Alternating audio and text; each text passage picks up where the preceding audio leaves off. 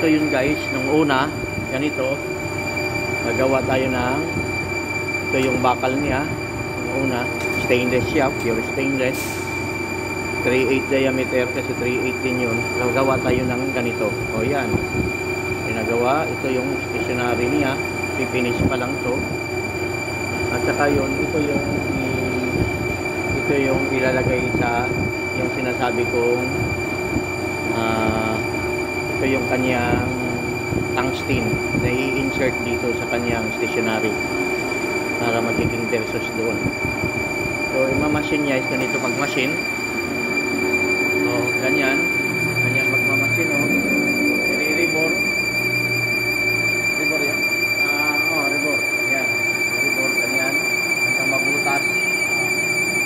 Yan, papalitan niya ng tungsten kasi yun ang gusto ng customer. Yung gusto ng customer, tungsten, silicone to tungsten. Kaya mamaya guys, pakita ko sa inyo ang finished product niya.